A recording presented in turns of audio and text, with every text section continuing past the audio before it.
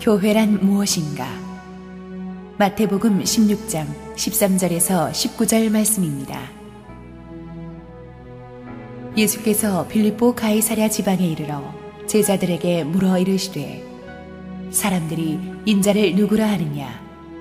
이르되 더러는 세례 요한, 더러는 엘리야, 어떠니는 예레미야나 선지자 중에 하나라 하나이다. 이르시되 너희는 나를 누구라 하느냐? 시몬 베드로가 대답하여 이르되 주는 그리스도시요 살아계신 하나님의 아들이시니이다. 예수께서 대답하여 이르시되 바요나 시몬아, 내가 복이 있도다. 이를 내게 알게 하니는 혈육이 아니요 하늘에 계신 내 아버지시니라. 또 내가 내게 이르노니 너는 베드로라. 내가 이 반석 위에 내 교회를 세우리니 음부의 권세가 이기지 못하리라. 내가 천국 열쇠를 내게 주리니 내가 땅에서 무엇이든지 매면 하늘에서도 매일 것이요 내가 땅에서 무엇이든지 풀면 하늘에서도 풀리리라 하시고. 오늘 좋은 주일 아침에 우리 함께 기도하시고 하나님의 말씀을 보도록 하겠습니다. 사랑하는 아버지, 은혜를 감사합니다. 연약하고 부족한 죄인인 우리들 좋은 교회로 만나게 해주셔서 감사합니다. 오늘 주님의 말씀을 열 때 주님께서 이 부족한 죄인을 붙잡으시고 하나님의 음성만 들려주시옵소서. 예수님의 이름으로 기도드렸습니다. 아멘. 2013년 현재 한국 교회의 현실은 쉽지가 않습니다. 한때 세계 기독교 역사상 전무후무한 부흥을 이루었던 한국 교회가 90년대 초반부터 정체기로 들어서더니 이제는 침체기를 거쳐서 마이너스 성장으로 돌아섰습니다. 한때는 6만 개가 넘어가던 이 교회들이 이제는 5만 개 미만으로 줄었고 매년 한 500개씩 교회가 줄어들고 있는 상황입니다. 특별히 차세대 많은 젊은 세대들이 이 교회를 떠나고 있어서 주일학교 교재를 만드는 출판사들이 매년 3분의 1 정도가 주일학교 교재가 줄어든다고 할 정도로 한국 교회는 위기 상태에 와 있습니다. 그러나 한국 교회의 진짜 문제는 교회 숫자가 작다거나 교인 숫자가 작은 것이 아닙니다. 한국 교회의 진짜 위기는 건강하지 않은 교회가 많다는 것이 문제입니다. 건강한 교회는 시간이 지나면 위기를 극복하고 성장합니다. 그러나 병든 교회들이 너무나 많습니다. 교회가 병들었다는 것은 기초가 잘못되었다는 뜻입니다. 분명한 성경적인 교회론을 가진 올바른 목회자가 비전과 리더십으로 이 교회를 세우지 않으면 하나님의 교회는 병들게 되어 있습니다. 우리는 주님이 처음 계획하셨던 교회란 어떤 것이었는가를 오늘 기독교 에세스 시리즈 13번째에서 다루기를 원합니다. 주님의 꿈은 두 가지였습니다. 첫째는 십자가였습니다. 십자가를 통해서 온 인류의 죄를 구원하는 꿈이 있으셨습니다. 그 꿈을 주님이 이루셨습니다. 주님의 두 번째 꿈은 교회였습니다. 교회는 주님의 십자가 구원을 온 세상에 널리 알리는 주님의 방법이었습니다. 그래서 교회의 사명은 그 주님의 꿈을 이루어드리는 것입니다. 주님의 십자가 사랑을 온 세상에 나누어 주는 것이 교회의 사명입니다. 오늘 이 마태복음 본문에서 주님은 교회가 무엇인지를 우리에게 몇 가지로 보여주고 계십니다. 첫째로 교회는 하나님이 부르신 사람들의 공동체입니다. 오늘 읽은 마태복음 본문의 컨텍스트를 우리가 좀 알아야 되는데요. 예수님 공생의 3년의 전반부는 우리가 잘 아는 바와 같이 놀라운 기적과 엄청난 설교의 연속이었습니다. 제자들은 예수님을 따라다니면서 소경이 눈을 뜨고 안진뱅이가 일어나고 오병이어로 수천 명을 먹이는 그런 놀라운 기적들을 목격했습니다. 제자들은 신이 났을 것입니다. 흥분했을 것입니다. 그러나 이때 예수님께서 조용히 제자들을 불러 모으시고 대화를 시작하셨습니다. 사람들은 인자를 예수님을 누구라고 하느냐? 예수님이 이 질문을 하신 데는 이유가 있습니다. 왜냐하면 예수님을 누구라고 보는가에 따라서 우리가 어떤 믿음 생활을 할 것인가가 결정되기 때문입니다. 예수님이 비즈니스 컨설턴트라고 생각하는 사람은 교회 와서 부자 좀 되게 해달라고 할 것입니다. 예수님이 교육 컨설턴트라고 생각하는 사람은 교회 와서 우리 자식 좀 잘 되게 해달라고 할 것입니다. 예수님이 권력자라고 생각하시는 분들은 교회 와서 나 좀 출세시켜 달라고 할 것입니다.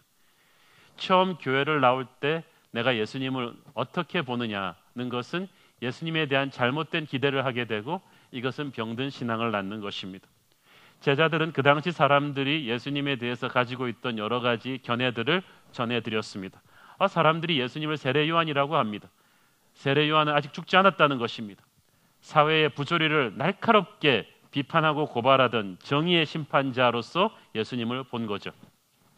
어떤 사람들은 예수님을 엘리야라고 합니다. 엘리야는 하늘에서 불을 내리게 하고 비를 내리게 하고 불병거를 타고 승천했던 사람입니다. 사람들이 예수님을 그런 miracle maker, 기적을 일으키는 사람으로 봅니다. 어떤 사람은 예수님을 예레미야라고 합니다. 예레미야처럼 민족을 향한 슬픈 마음을 가지고 눈물로 흘리는 그런 사람으로 본 거죠. 사람들은 항상 예수님에 대해서 이러쿵저러쿵 말들을 합니다. 그렇지만 예수님은 이 일반 군중의 예수님에 대한 분석, 세상이 예수님은 무엇이라고 하는지에 대해서는 관심이 없었습니다. 예수님의 관심은 제자들이었습니다. 너희는 나를 누구라고 하느냐? 이 질문이 굉장히 중요합니다. 남의 얘기하기는 쉽습니다. 그러나 나의 고백을 터뜨리기는 어렵습니다. 그렇지만 해야 됩니다. 그게 진짜 신앙입니다. 영성이란 극히 개인적인 것이거든요. 여러분 스스로의 고백이 있어야 돼요. 남이 하니까 따라서 교회 나오고 남이 부르니까 따라서 찬송 불러서는 이게 확인이 안 됩니다. 이렇게 계속 남의 예수 믿으면서 시간 보내는 사람 없기를 바랍니다. 예수님은 여러분 개인에게 있어서 누구신가? 이것이 중요합니다. 가슴 깊은 곳에서부터 예수님이 누구신지를 알고 입으로 고백할 수 있는 그런 확실한 신앙이 여러분에게 있게 되기를 바랍니다. 로마서 10장 9절부터 10절까지를 읽겠습니다. 시작. 내가 만일 내 입으로 예수를 주로 시인하며 또 하나님께서 그를 죽은 자 가운데서 살리신 것을 내 마음에 믿으면 구원을 받으리라. 사람이 마음으로 믿어 의에 이르고 입으로 시인하여 구원에 이르느니라.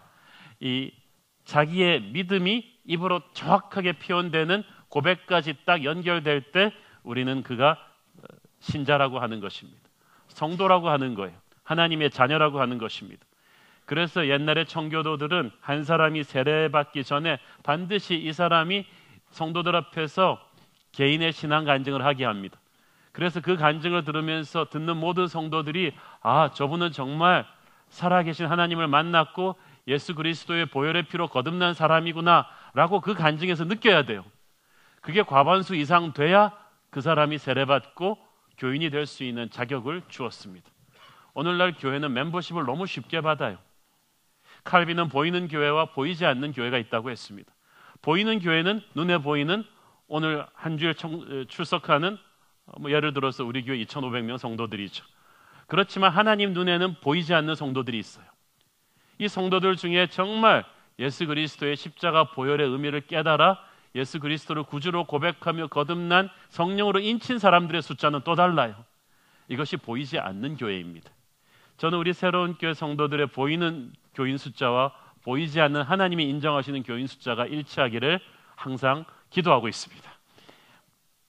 예수님이 너희는 나를 누구라 하느냐 하고 하실 때 나서기 좋아하는 베드로 씨가 또 튀어나왔습니다. 주는 그리스도시요 살아계신 하나님의 아들이시나이다. 엄청난 고백이죠. You are the Christ. 정관사 더자가 Christ 앞에 붙으면 절대 고유명사가 됩니다. Christ라는 말은 그리스도라는 말은 기름 부음을 받은 자란 뜻입니다. 구약 성경에 기름 부음 받은 자 많았습니다. 다윗도 하나님이 기름 부은 자였습니다. 솔로몬도 기름 부은 자였습니다. 그러나 앞에 정관사 너자가 붙은 기름 부은 자는 그런 하나님이 사용하시는 인간과는 차별화된 모든 이름 위에 뛰어난 이름, 메시아이신 예수 그리스도, 하나님 그 자체를 말하는 거예요. 그리고 그분은 살아계신 하나님의 아들이십니다. 그는 죽은 신이 아니라 지금도 역사하시는 하나님의 아들이십니다. 예수님이 하나님의 아들이심을 믿는다면 성경에 못 믿을 게 없습니다. 하나님의 아들이 무리를 못 걷겠습니까? 오병이어로 5,000명을 못 먹이겠습니까? 중요한 건 하나님의 아들을 믿는 거예요. 믿고 나면 다른 모든 것이 해결이 되죠. 예수님은 베드로의 이 대답에 너무나 감동하셨어요. 감동하다 못해 쇼크를 먹으셨습니다. 바요나 시몬아 네가 복이 있도다. 평소에 예수님은 항상 베드로에게 이렇게 풀네임을 완전 성부터 불러준 적이 없어요. 근데 갑자기 왜 이러셨어요? 예수님이 놀라신 거예요. 그렇죠? 네가 복이 있다는 거야. 참된 복은 하나님을 하나님으로 아는 데서 옵니다. 지난주에 복이란 무엇인가를 여러분 우리가 배웠죠. 팔복도 그렇고 시편 1장의 복도 그렇고 진짜 복은 은혜 받을 수 있는 거예요. 말씀을 듣고 은혜 받을 수 있는 능력, 하나님을 하나님으로 알아보고 예배할 수 있는 이 마음, 이 영적인 상태가 복되다는 것입니다. 사실 베드로의 평소 실력이나 영적 수준을 알고 계시던 예수님께서는 베드로가 이런 놀라운 대답을 했다는 사실 자체에 놀라신 것 같습니다. 그러니까 시몬아 베드로라고 평소에 그러시다 갑자기 비오나 시몬아 네가 복이 있도다. 이건 예수님이 놀라셨다는 말이죠. 왜 어렸을 때 학교에서 전혀 공부 못하는 애가 갑자기 손 들고 대답했는데 어려운 문제를 맞히면 선생님이 깜짝 놀라잖아요. 김복동이 네가 이러면서 놀라는 거죠. 예수님께서 그 다음 말씀하시잖아요. 이를 네게 알게 하니는 혈육이 아니요 하늘에 계신 네 아버지시니라. 쉽게 말하면 네 머리로는 이건 죽었다 깨나도 못 나올 대답인데 하나님이 가르쳐줬구나. 하나님의 감동으로 네 마음을 열었구나. 그렇습니다. 여러분 우리가 믿으려고 노력해서 분석하고 연구해서 믿음이 나오는 게 아니에요. 그냥 믿음이 생긴 거예요. 그래서 구원은 하나님의 선물입니다. 믿어진 거예요. 그래서 교회 멤버십은 사람이 결정한 게 아니에요. 하나님이 결정한 거예요. 사람이 결정할 수 있다면 조금 더 커트라인을 높였겠죠. 인간성도 좀 더 괜찮고 뭐 이렇게 다 해서 했겠지만 하나님이 결정하셔서 놀라운 은혜가 많은 거예요. 우리 서로 놀래고 있잖아. 어떻게 네가 예수를 믿었냐. 사도 낱말하고 있네. 너도 믿었지 않냐. 그러면서 근데 우리 천국에 가면 더 놀라게 될 거예요. 너도 왔어. 너도 왔어. 막 서로 놀래는 거죠. 교회 멤버십을 하나님이 결정해 주신 거예요. 도저히 안 믿을 것 같은 사람들 하나님이 믿게 하셔서 교회의 구성원으로 세워줬습니다. 그래서 교회를 헬라어로 에클레이시아, 하나님이 부르신 사람들의 모임입니다. 하나님이 한 사람 한 사람 부르신 공동체예요. 그래서 이 사복음서를 털어서 교회라는 말이 3번 나오는데 오늘 나오는 마태복음이 첫 번째 케이스죠. 하나님이 부르신 사람들의 모임이 교회고, 두 번째로 이 교회는 예수님 위에 세워지는 공동체입니다. 18절 같이 읽겠습니다. 시작. 또 내가 내게 이르노니 너는 베드로라. 내가 이 반석 위에 내 교회를 세우리니 음부의 권세가 이기지 못하리라. 자, 여러분 이 마태복음 6장 18절이 얼마나 중요한 말씀인지 모릅니다. 가톨릭과 개신교를 가르는 분수령이 되는 말씀이에요. 구원론으로 가톨릭과 개신교가 갈리고요, 이 교회론으로 갈리는데 여기서 너는 베드로라고 말할 때 가톨릭에서는 베드로는 반석이라는 뜻이다. 그래서 You are Peter and upon this rock I will build my church. 이 말은 가톨릭에서는 베드로라는 반석 위에 주님이 교회를 세우신다. 그리고 베드로가 죽고 나서는 그 후계자인 교황의 리더십 위에 교회를 세운다. 그래서 주님이 승천하시고 나서는 베드로의 후계자들인 교황이 교회의 모든 것을 주님을 대신해서 결정한다. 그래서 가톨릭 교황의 공식적인 타이틀이 오늘도 The Vicar of Christ, 예수 그리스도의 대리인이에요. 지상에서. 이 신학에 기초해서 지금도 가톨릭에서 나온 조크가 천국 문 앞에서 사람들을 맞이하는 사람이 베드로라는 거죠. 성 베드로 조크 많이 들어보셨죠? 그러나 그것은 잘못된 본문 해석입니다. 베드로라는 헬라어는 페트로스인데 이것은 작은 돌이에요. 그러나 예수님이 말씀하신 것은 페트로스가 아니라 큰 반석인 페트라스입니다. 이것은 크고 단단한 바위입니다. 구약 성경에서는 이 말이 하나님을 상징하는 나의 반석이신 하나님이라고 할 때 쓰인 말이에요. 그래요. 예수님이 교회를 세우는 기초는 베드로라는 작은 울퉁불퉁한 왔다 갔다 하는 돌이 아니라 변하지 않는 크고 단단한 반석이신 베드로가 고백한 예수 그리스도이신 것입니다. 생각해 보세요. 여러분, 베드로 같은 사람이 교회를 세웠다. 성격이 이렇게 들쑥날쑥하는 사람한테 저녁 때 화끈했다가 아침에는 또 겁나서 도망가 버리고, 그러면 뭐 교회가 롤러코스터입니까? 와, 왔다 갔다 하는 거죠. 베드로 필 좋을 때는 우리도 확 부흥하고, 베드로 기분 나쁘면 확 내려가고, 베드로 후계자인 교황이 성령 충만할 때도 확 올라갔다가 교황이 이상한 사람이면 또 확 내려가고, 이런 롤러코스터 같은 교회가 돼버리고 말죠. 아니에요. 주님이 세우는 교회는 베드로와 그 후계자인 교황들이 아니라 주님이 세우시는 교회의 반은 예수 그리스도라는 반석 위에 세워지는 것입니다. 영원히 불변하시는 그분 위에 주님의 교회를 세우십니다. 이 교회는 예수님이 머리가 되십니다.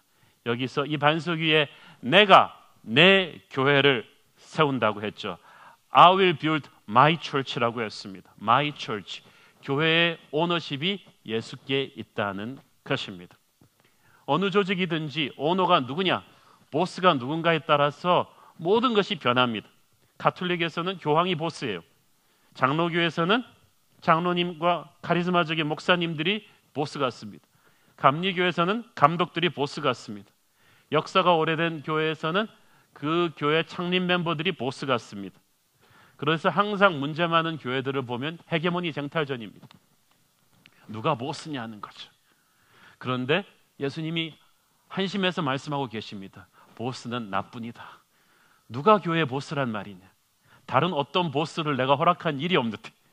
성경은 분명하게 말합니다. 에베소서 4장 15절 시작. 오직 사랑 안에서 참된 것을 하여 범사에 그에게까지 자랄지라. 그는 머리니 곧 그리스도라. 여기도 보면 the head라고 돼 있죠. 정관사 더자가 앞에 붙여서 절대 고유명사를 만들어 버립니다. 다른 머리는 없다는 거죠. 교회의 머리 대신 그리스도, 교회의 유일한 머리 대신 그리스도, 이걸 확실히 하는 데서 건강한 교회는 시작이 되는 것입니다. 주님이 교회의 머리이시기 때문에 주님의 몸된 교회의 모든 지체들은 머리와 딱 붙어 있어야 됩니다. 그리고 그 머리와 항상 커뮤니케이션 하고 있어야죠. 교류죄하고 있어야죠. 저는 교통사고로 하반신 그리고 이렇게 마비가 된 분들의 병동에 신방 가본 적이 있습니다. 거기 가보면요, 아주 20대 초반의 나이에 건장한 근육질 몸매 청년도 있고요, 아주 예쁜 아가씨들도 있어요.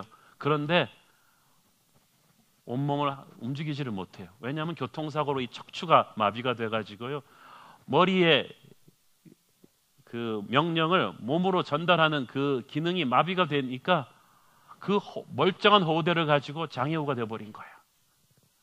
교회도 마찬가지입니다. 건물이 있고 사람이 있다고 진짜 살아있는 교회가 되는 게 아니라 머리이신 그리스도와 연결이 돼 있어야 돼요. 머리이신 그리스도와 활발하게 교제를 하고 있어야 그게 진짜 살아있는 교회인 것입니다. 머리이신 그리스도를 바라봐야 합니다. 머리이신 그리스도에게 우리의 관심을 항상 집중하고 있어야 되는 것입니다. 사람을 바라보면 여러분 반드시 시험 듭니다. 한옥 목사를 너무 깊이 바라보면 여러분 시험 듭니다. 교회가 커지니까 좀 이런 말씀들이 막 나오는 것 같아요. 목사님이랑 옛날에는 깊이 알았는데 이제는 사람들이 많아지니까 좀 더 깊이 알고 싶은데 저를 너무 깊이 알려고 하지 마십시오. 저의 치명적인 단점들을 알게 되면 여러분이 그 설교를 들을 수가 없습니다. 여러분이 저에 대해서 너무 관심 갖지 마세요. 오늘 넥타이가 뭐 저러냐, 목사님은 설교대로 사느냐, 뭐 이런 이상한 관심을 갖지 마세요. 자, 지금부터 고백하자면 저는 여러분이 생각하는 것보다 조금 더 심한 죄인입니다. 죄인이 은혜로 여기에 서서 예수님같이 나도록 저는 길라잡이가 될 뿐입니다. 여러분, 한옥 목사에 대한 관심을 끄시고 예수님에 대한 관심을 높이십시오. 교회 머리이신 그리스도, 머리이신 그리스도를 잘 바라볼 수 있도록 도와드리는 것이 저의 할 일이라고 저는 믿습니다. 주님의 교회이기 때문에 여기서 우리가 헤게모니 쟁탈전을 하면 안 돼요. 주님의 교회이기 때문에 교회에 들어와서 인간이 목소리를 높이면 안 돼요. 옛날 주님의 전에서는 모든 제물로 쓸 동물은 죽여서 각을 떠서 들어왔습니다. 제물이 살아서 걸어다니는 곳이 성전이 아닙니다. 주님의 교회에서는 소리를 높이는 사람은 일단 다 죽여야 돼요. LCS 사람 죽이는 곳입니다. 옛사람을 완전히 죽여버리는 거예요. 그래서 정말 우리의 옛사람이 죽고 성령의 새 사람으로 겸손과 순종으로 일관하는 곳, 바로 그것이 교회입니다. 교회의 머리가 그리스도이기 때문에 교회는 항상 예수님 중심으로 돌아가야 됩니다. 목사의 입에서, 장로의 입에서 나오는 이야기의 핵심은 항상 예수님 얘기를 해야 됩니다. 한옥 목사가 예수님 얘기를 안 하고 정치 얘기, 경제 얘기를 설교해서 계속 하게 되면 이 교회는 죽습니다. 이 교회 회의 시간이 기도 시간보다 길어지면 이 교회는 죽습니다. 이 교회에서는 성도들이 모여 앉아서 딴 얘기하지 말고 간증을 나눠야 돼요. 살아있는 교회는 그런데요, 자꾸 모여서 예수님 얘기를 하는 거예요. 죽어가는 교회는 남전도회, 여전도회 교회 이름으로 모였다 뿐이지 앉아서 정치 얘기하고 부동산 시장 얘기합니다. 그건 교회의 모양은 있으나 교회의 능력이 없는 거예요. 저는 우리 교회가 앉으나 서나 항상 예수님 얘기를 하기를 바랍니다. 머리이신 그리스도를 높이고 그분을 계속 이야기하고 그리스도에게 리더십을 계속 연결시켜야 돼요. 교회의 머리는 그리스도이기 때문에 여러분 교회에서 자기 사람 만들면 안 돼요. 여러분 수논이었다고 해서 그 사람이 여러분 사람 아닙니다. 여러분이 성경 공부 가르쳤다고 그 사람이 여러분 제자 아니에요. 여러분은 그리스도의 제자를 만드셔야 돼요. 교회에서 자기 사람 만들면 안 되고요. 자기 팝을 만들면 안 되고 무조건 자기는 죽고 예수님을 높이는 그런 모드로 우리 모두가 바뀌어야 될 줄로 믿습니다. 그래야 교회가 건강해지죠. 예수님은 교회의 머리이시며 교회를 운영하시는 분이십니다. 예수님의 머리는 상징성이 아닙니다. 머리이신 그리스도는 우리를 계속해서 운영하기를 원하십니다. 다스리기를 원하세요. 내가 세운다는 말은 끊임없이 현재 진행형이라는 거예요. 주님이 이 교회를 창립하시고 내버려 두지 않으시고 계속해서 운영해 나가시는데 이 교회를 주님의 방법으로 운영해 가십니다. 교회를 세상적인 방법으로 운영하려고 하면 안 돼요. 교회는 정부가 아니에요. 회사가 아니에요. 군대가 아니에요. 그런데 군대에 계시던 분, 회사에 계시던 분은 자꾸 와서 그런 기업 운영하듯이 교회를 운영하자는 거예요. 정치하듯이 교회를 운영하자는 거예요. 아니에요. 교회는 교회예요. 주님이 운영하셔야 돼요. 그래서 교회의 리더십은 예수의 영으로 충만한 사람이 하는 거예요. 우리 교회도 보면은 세상에서 똑똑하신 분들 많습니다. 연세 있으시고 연륜 있으시고 세상에서 아주 실력 있는 분들 많은데 우리는 그분들 리더로 세우지 않아요. 그분이 성령 충만하고 말씀 충만하고 영성 훈련이 된 사람으로 확인되기 전까지는 절대 교회 리더십을 드리지 않습니다. 그리고 교회는 그래야 돼요. 예수의 영으로 충만한 사람들이 예수님의 방법대로 운영하는 교회, 그것이 바로 하나님이 원하는 교회인 줄로 믿습니다. 이 교회를 주님께서 세워간다고 하실 때 이 교회는 말씀으로 성장시켜 가실 것입니다. 주님은 말씀이 성육신 되신 분이시거든요. 말씀이 성육신 되신 주님이 교회의 머리이시기 때문에 교회를 그 주님의 방법으로 세워가신다는 것은 교회를 말씀으로 세워가신다는 뜻입니다. 말씀이 선포되고 말씀을 공부하고 말씀을 실천하면 교회 안에 예수의 영광이 충만하게 돼요. 건강한 교회는 바로 말씀 중심의 교회인 것입니다. 가족 친지들끼리 혈연 관계로 교회를 시작하거나 친구들끼리 혹은 아는 사람들끼리 정으로 교회를 시작하게 되면 반드시 파탄이 난다는 것을 저는 수없이 많이 보았습니다.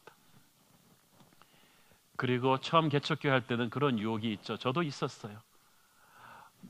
사람이 없으니까 제가 아는 사람, 좀 도와줄 수 있는 사람한테 전화를 걸어서 처음 멤버를 꾸리고 싶은 마음이 굴뚝 같았지만 두세 명 그래 보다가 안 되겠더라고요.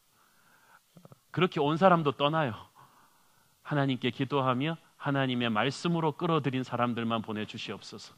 여러분은 99% 그렇게 오신 분들이에요. 한옥 목사의 학연 지원으로 오신 분들 아니잖아요.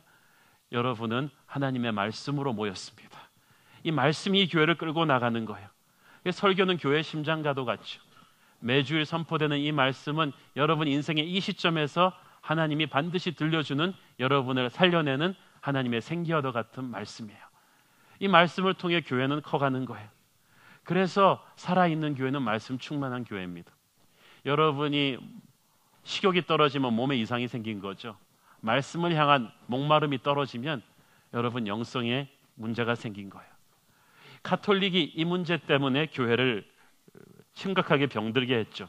중세 가톨릭 1000년 동안 사제가 하나님과 신도들 사이에 중재자로 서서 어려운 라틴어로 쓰여 있어서 성도들이 읽지 못하는 성경을 대신 읽어서 해석해 줬습니다.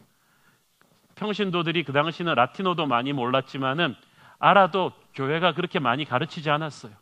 왜냐하면 평신도들을 말씀에 무지하게 놔둬야 교회가 그들을 컨트롤하기가 쉬웠거든요. 그러니까 평신도들이 직접 말씀을 못 읽고 사제가 라틴어로 된 성경을 읽고 해석을 해주는데 이것을 교황청의 뜻에 따라서 말씀을 편집해 주는 거죠. 가령 그 턱도 없는 십자군 전쟁으로 엄청난 유럽의 기사들을 보내면서 영주들에게 헌금을 거두면서 약속의 땅으로 가는 그 말씀만 딱 끄집어내가지고 동원한 거예요. 이것이 하나님의 뜻이다. 말씀을 오용한 거예요. 그래서 이 말씀을 제대로 모르는 평신도들이 이 교회의 말씀을 믿고 하나님의 뜻인 줄 알고 나가서 중동에 가서 이슬람들을 학살하는 십자군 전쟁을 치른 것입니다. 그런데 종교개혁 때 16세기에 마틴 루터가 독일 방언으로 쉬운 모든 사람들이 읽을 수 있는 말로 성경을 번역해 준 거예요. 그리고 구텐베르크가 발명한 인쇄 기계에 힘입어서 수많은 독일인들이 직접 자기들의 언어로 말씀을 접할 수 있게 됐어요. 그래서 모든 성도들이 직접 말씀을 통해서 하나님의 임재 앞으로 나갈 수 있는 만인 제사장이 된 거예요. 이것이 만인 제사장론입니다. 여러분은 직접 말씀을 통해 하나님과 교제할 수가 있어요. 목회자는 그것을 잘할 수 있도록 옆에서 도와주는 코치와도 같은 역할을 할 뿐이죠. 교회가 살아나기 위해서는 목회자는 교인들이 말씀과 친해질 수 있도록 도와줘야 됩니다. 성경 내비게이션과 LCS와 바이블 파노라마 여러 가지 프로그램들이 이 교회에 계속 있는 것은 여러분이 말씀을 통해서 머리이신 그리스도와 친하게 하기 위함입니다. 여러분이 말씀을 통해서 머리이신 그리스도를 만나면 영성이 살아날 수가 있어요. 그것이 바로 건강한 교회를 만드는 첩경인 줄로 믿습니다. 이 교회는 세 번째로 거룩한 하늘의 능력을 가진 공동체입니다. 예수님께서 18절에 보면은 이 교회를 음부의 권세가 이기지 못하리라고 하셨습니다. 이 음부의 권세는 쉽게 말해서 사탄의 권세가 교회를 뚫지 못하리라는 뜻입니다. 교회에게 하나님이 보이지 않는 영적인 보호막, 영적인 권위, 영적인 능력을 옷 입혀 주셨다는 것입니다. 세상의 기업이나 정부에 비해서 교회가 엉성해 보이죠. 모든 것이 부족해 보입니다. 그래서 세상이 교회를 무시하고 얕잡아보고 핍박하기도 합니다. 그러나 교회는 인간의 눈으로 볼 수 없는 하나님의 거룩한 영적인 보호막이 쳐져 있어요. 신비한 거예요. 여러분, 이렇게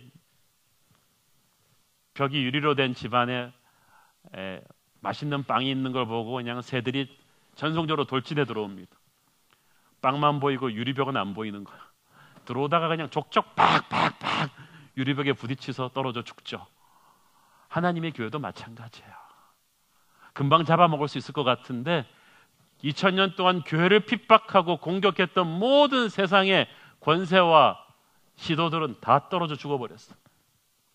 모택동, 중국에서 문화혁명 때 완벽하게 기독교를 말살시키는 제국의 통치자가 되겠다고 큰소리 뻥뻥 치셨는데 모택동은 죽었으나 중국의 지하교인은 1억 4천을 넘습니다. 그 누가 하나님의 교회를 죽일 수가 있습니까? 그 누가 주님의 보혈을 뚫을 수가 있습니까? 여러분, 이 교회는 하나님이 지키신다는 걸 여러분이 믿으시기를 바랍니다. 그래서 세상 앞에서 기죽지 말고 거룩한 당당함을 회복해야 됩니다. 교회가 잘못하면 우리가 하나님 앞에서 회개할 일이지 음부의 권세 앞에서 부들부들 떨 필요는 없습니다. 음부의 권세가 이기지 못하는 교회라는 것은 교회가 주님의 군대라는 것입니다. 죄와 싸우고 세상과 싸우고 사탄과 싸우고 자기 자신과 싸우면서 그리스도와 함께 승리의 면류관을 쟁취해가는 곳, 바로 그것이 이 교회인 줄로 믿습니다. 이 교회의 이 거룩한 능력은 말씀과 기도를 통해서 충전됩니다. 아까 말씀은 교회를 성장시키는 힘이라고 했는데 그래요. 말씀은 교회를 성장시키는 힘이지만 동시에 말씀은 교회를 거룩하게 하는 힘입니다. It's a cleansing power, 정결하게 하는 힘이죠. 에베소서 5장 26절, 27절 시작.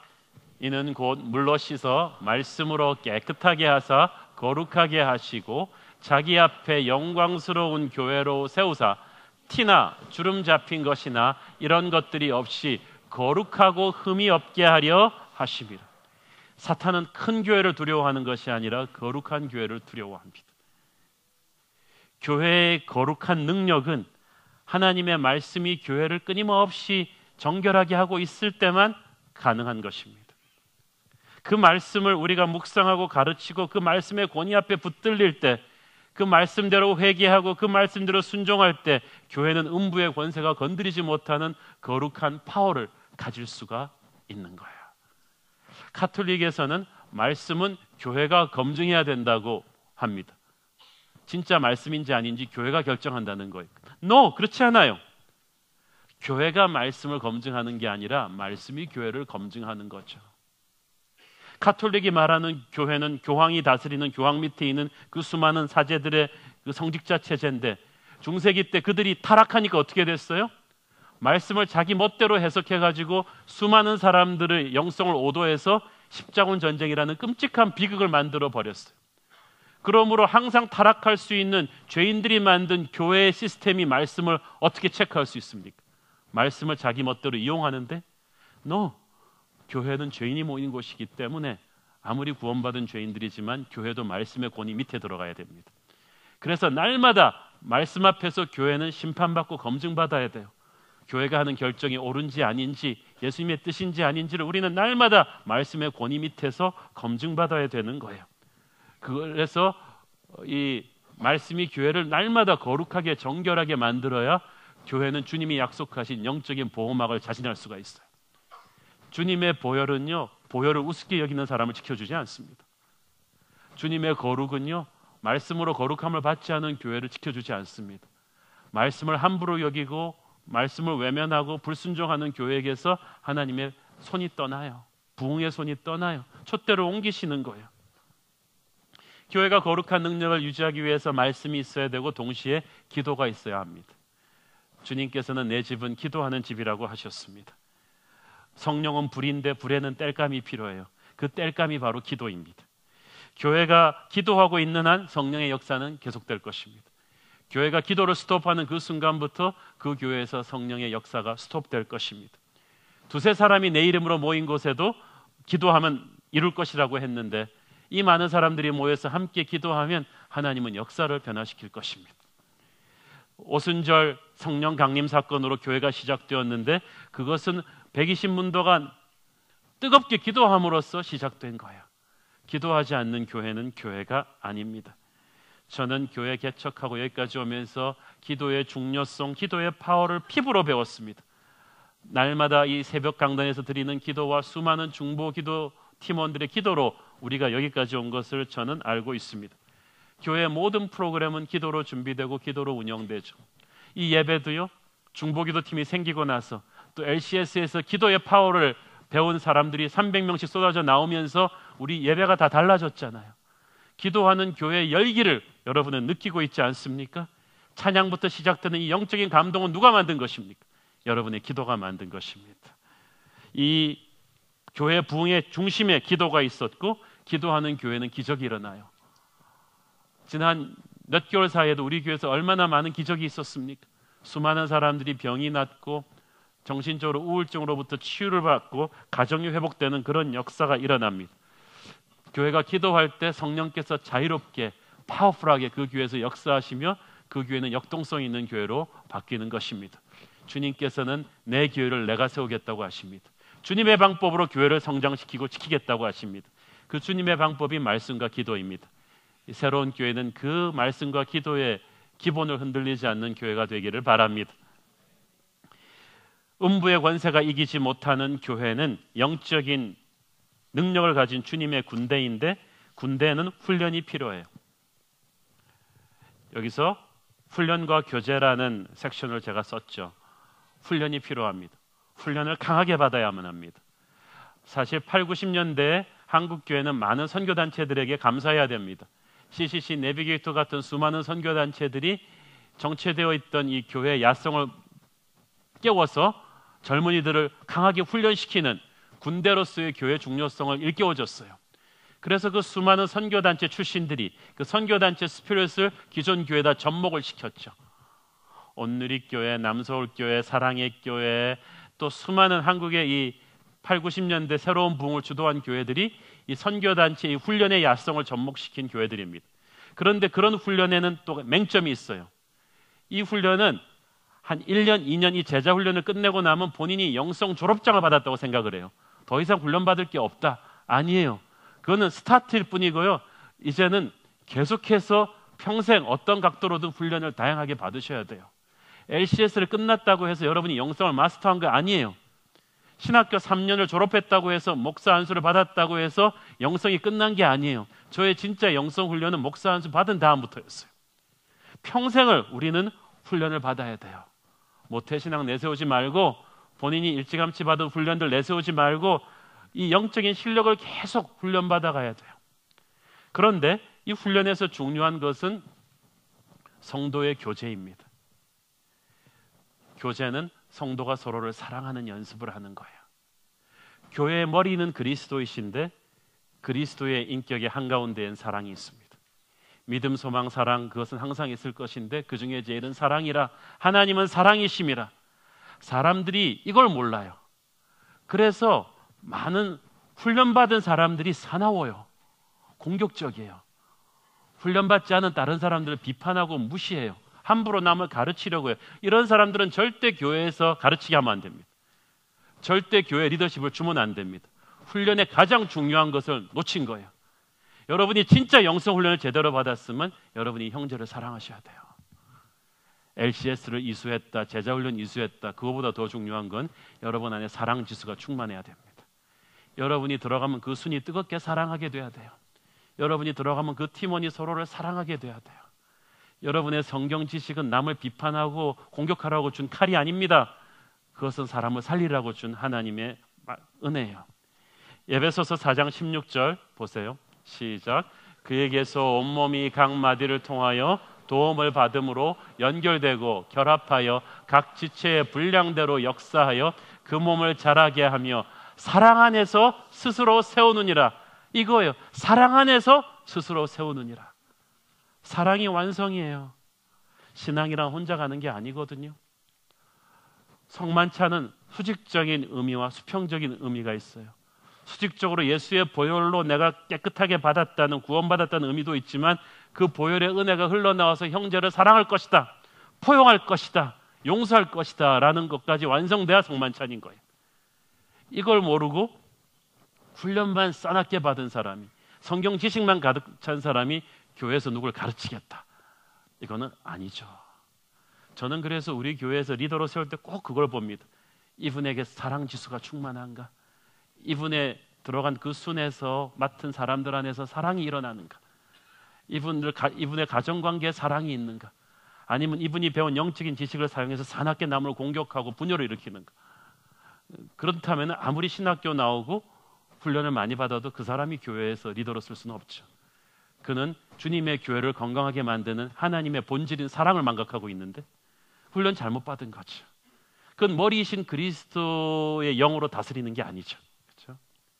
음부의 권세가 이기지 못하는 교회는 사랑이 충만한 교회인 줄로 믿습니다.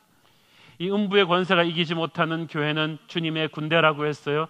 교회는 주님의 학교가 아니라 주님의 군대예요. 바이블 스터디에서 우리는 바이블 실천으로 와야 돼요. 성경을 실천해야 돼요. 이게 지금 안 되고 있어요. 지금 우리는 너무나 세미나 중독증에 한국 교회는 걸려 있고요. 지식적 성경 공부에 중독돼 있어요. 어느 시점에서 몸을 움직이셔야 돼요. 그래야 하나님이 여러분을 통해서 그 다음 단계로 역사할 수가 있어요. 차도요, 주차해 놓은 차 엔진 켜놓고 핸들을 바퀴 돌리려면 굉장히 힘들어요. 뻑뻑 돌아요. 차가 움직이면 바퀴 돌리기가 쉬워요. 여러분이 성경 공부 잔뜩 해놓고 앉아있으면 하나님이 여러분의 인생 틀기가 어려워요. 여러분이 하나라도 순종하고 움직이기 시작해 하나님이 여러분의 인생을 움직이세요. 방향을 전환시켜주고 하나님께서 끌고 가시는 거예요. 주님의 군대는 말씀을 순종하는 것입니다. 군대로서 교회는 영적인 전쟁을 치르죠. 결심을 단단히 하셔야 됩니다. 여러분, 교회 일을 하다가 교회 일을 하면서 자신이 군대 병사라는, 장교라는, 주일학교 교사, 팀장, 코치, 순장 이 정도 되면 장교거든요. 이런 의식이 없는 철부지들이 너무나 많은 거예요.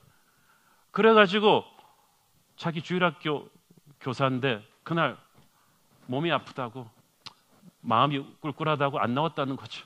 전화도 안 하고. 장난을 하나?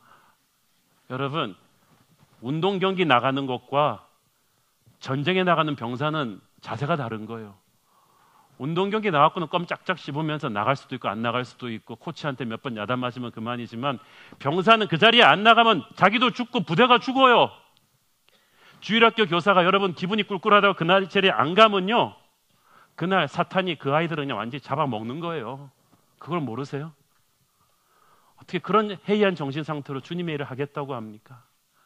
하나님이 그 아이들의 책임을 다 천국의 앞에서 물으실 텐데 자신 있습니까?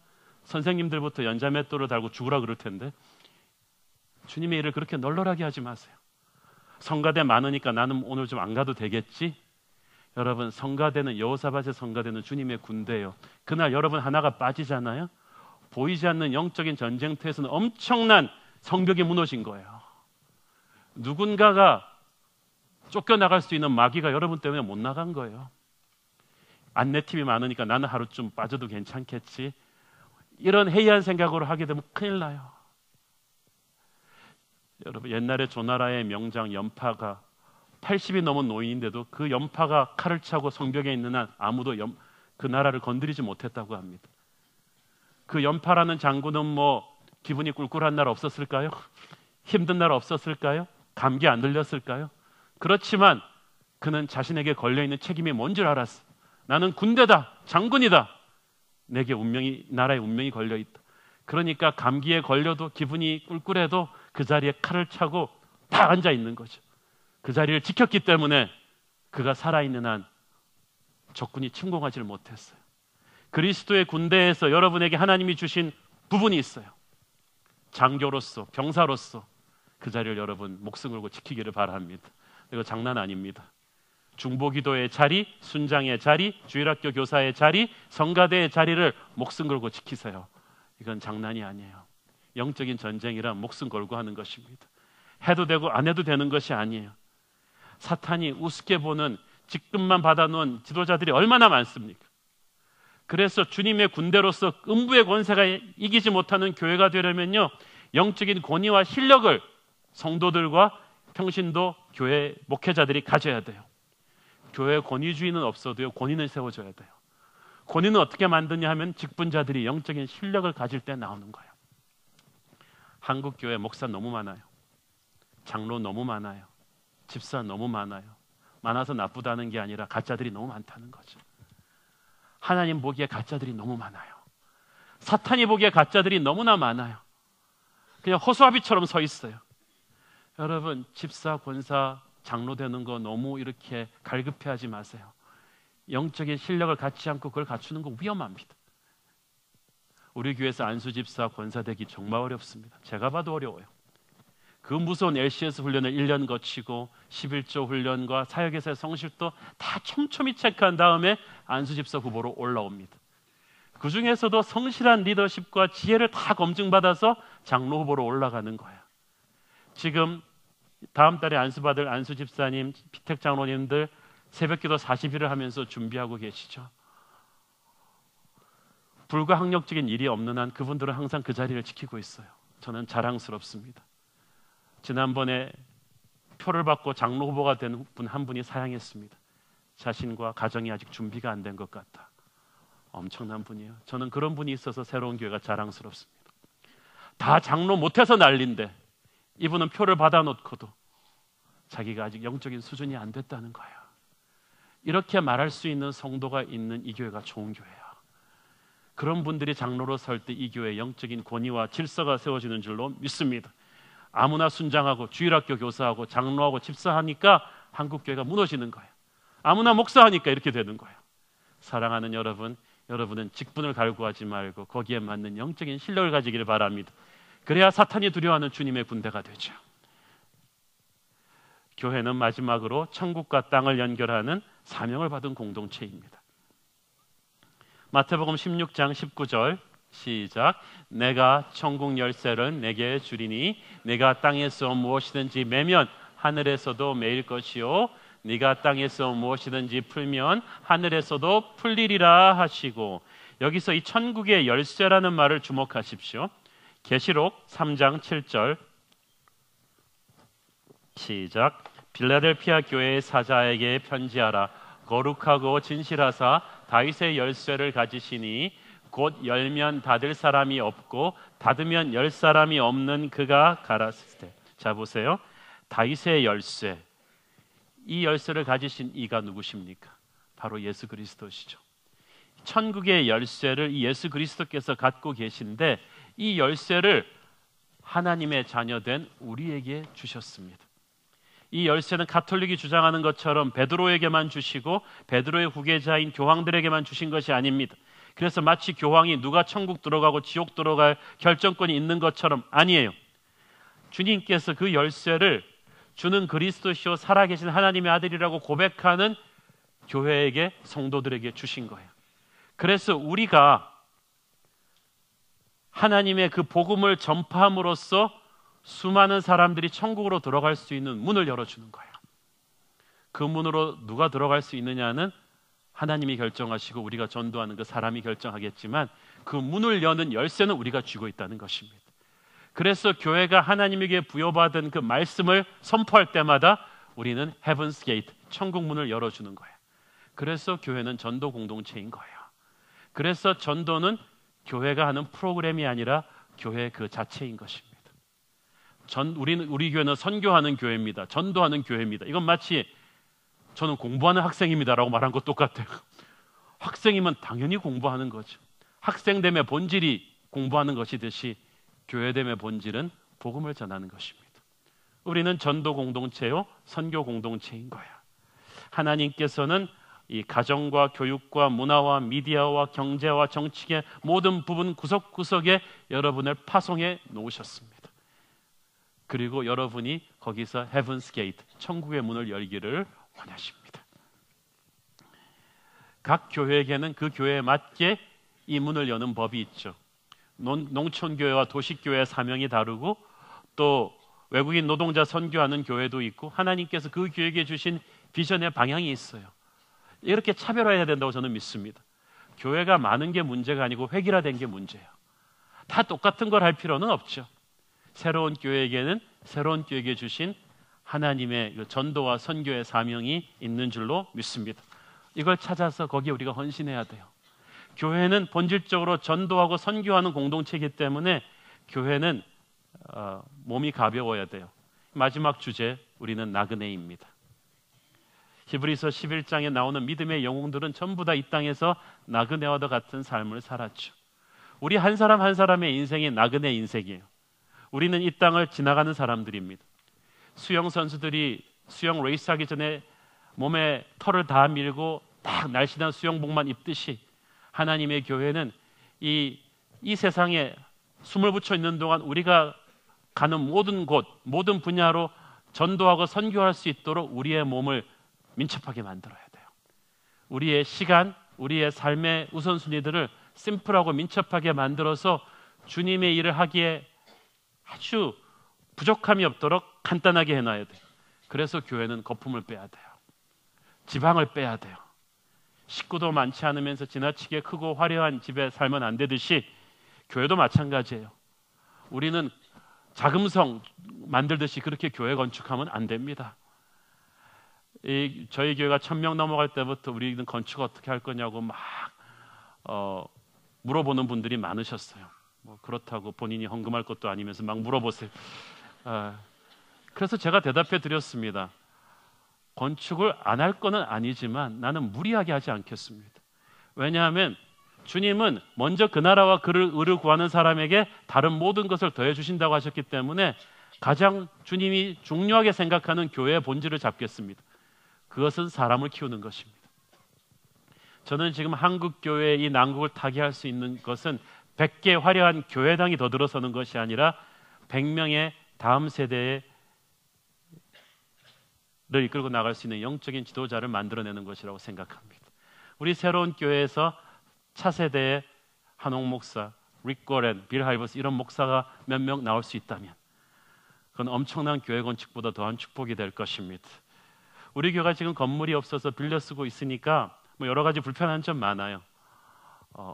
아침마다 우리는 완전히 세팅을 다 다시 하잖아요. 밖에 주차팀은 배너 걸고 주일학교 팀 다 이렇게 세팅하고 하는데 그렇지만 또 성가대도 연습하느라고 이 방 저 방 뭐 옮겨 다니고 하지만 이게 또 이점도 많아요. 굉장히 사람이 창조적이 되거든요. 그리고 교인들이 민첩해져요. 파파팍 이렇게 막 의자 꽂고 버리고 하는 게 아주 민첩한 데다가 그리고 우리가 이 교총 직원들한테 나이스하게 잘해야 되잖아요. 본의 아니게 겸손해지고 친절해져요. 안 그러면은 장례를 보장받을 수 없기 때문에. 그런데 제가 보니까 건물이 있어도 한국 교회가 세상을 향해서 이렇게 살아야겠더라고요. 겸손하고 배려하고 친절하고 크리에이티브하고 민첩하게. 교회가 의리의리한 건물을 짓고 들어가니까 대부분의 교회가 이 정신을 잃어버려요. 사회를 향해서 오만해지고요, 겸손을 잃어버려요. 그래서 저는 지금 이 기간이 얼마나 갈지는 모르겠지만, 여러분은 고생스럽지만 저는 이거 굉장히 흥미롭게 봅니다. 우리한테 가르쳐 주는 것이 많아요. 교회는 건물이 아니라 사람이라는 것을 우리에게 알려주고 있습니다. 그러다가 이제 하나님이 어떻게 뚝 떨어뜨려 주시면 뭐 하겠지만은 괜찮아요. 릭 고렌이 교인이 10,000명이 넘을 때까지 25번을 옮겨 다니면서 전 세계에 영향을 주는 세르백 교회를 지어갔듯이, 저는 우리 새로운 교회도 건물이 없어도 화려한 건물이 있는 것보다 더한 영향력과 기름 부심이 임할 것이라고 믿습니다. 사탄이 덜덜 떠는 그런 교회를 만들어가는 거예요. 여러분, 좋은 교회는 우리 인생에 주신 하나님의 최고의 선물입니다. 제가 1년 전에 어떤 성도님과 커피를 마시면서 물어봤어요. 요즘 가장 큰 걱정거리가 뭡니까? 그랬더니 그분이 대답하셨어요. 가장 큰 걱정거리가 없어졌습니다. 이분의 가장 큰 걱정거리는 교회였어요. 지난번 있던 교회에서 너무 상처를 많이 받아서 장사도 잘 되고 부부관계도 좋은데 맨날 교회 때문에 교회만 갔다 오면 부부싸움하고, 교회 때문에 직장생활도 편하지가 않고 돈을 벌어도 편하지가 않고, 그런데 교회가 기쁘니까 가장 큰 걱정거리가 없어졌대요. 이제는 장사가 조금 잘 안 돼도, 자식이 속을 썩여도, 부부가 싸워도 행복하대요. 교회에서 주는 은혜로 그걸 이길 수가 있으니까. 저는 그 말을 들으면서 목사로서 엄중한 책임감을 느꼈습니다. 좋은 교회가 이렇게 중요한 것이구나. 사랑하는 여러분, 이 새로운 교회 좋은 교회입니다. 하나님의 선물로 주신 이 교회를 사랑합시다. 기도로 지킵시다. 하나님께서 이 교회를 통해 크고 놀라운 일을 행하실 줄을 믿습니다. 기도하겠습니다. 사랑하는 아버지, 은혜를 감사합니다. 시온성과 같은 이 교회, 주님이 머리 되신 교회, 하나님의 방법으로 하나님께서 세워가시옵소서. 예수님의 이름으로 기도합니다. 아멘.